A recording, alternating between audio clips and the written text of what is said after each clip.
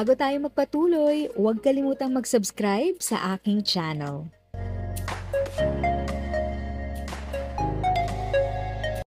Thank you sa pag-click ng aking video. Good day po sa lahat ng mga nanonood. Sa mga bagong viewers at napadaan lang, by the way, I'm Tita Eda. Welcome to my channel. Ang channel na maghahatid sa iyo ng dagdag kaalaman tungkol sa government services, bagong mga balita at informative videos na galing sa legit na resources. Mag-subscribe na para updated ka. Handa ka na ba sa supercard ng SSS? October 1st, 2025 na 2. Say goodbye sa UMID, hello sa all-in-one MySSS card na debit card, benefits access, at daily wallet na pinagtagpi sa isang plastic. Paano magkaganito? Punta sa SSS branch o mag-login sa MySSS portal, dali lang, promise. Aray, update ang details mo. Dala lang ng valid ID at SSS number. Hintay ng 10 feet. Araw, deliver na sa'yo ang card na may EMV. Cheap na hindi kayang lokohin ng scammers. Anong panalo dito?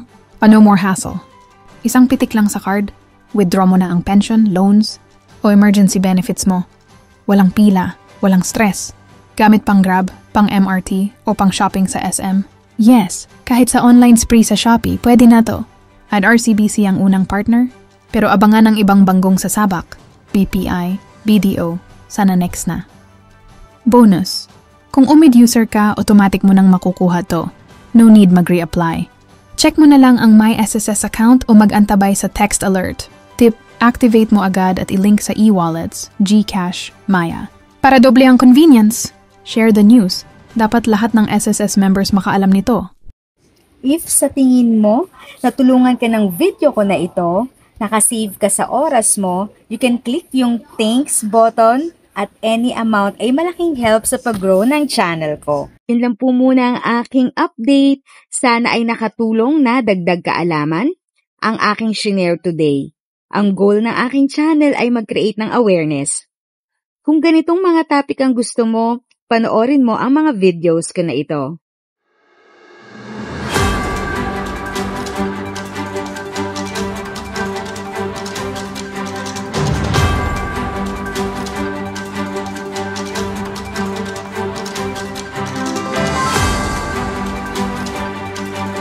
Thanks for watching! Kung may kapamilya, kaibigan o kakilala sa tingin mo ay magiging interesado sa video, please share or tag sila sa comment section. At syempre, if nagustuhan mo ang video, i-like mo na ito at subscribe ka na din. As always, feel free to write your questions, comments, and opinions respectfully. And continue to be a blessing and stay safe!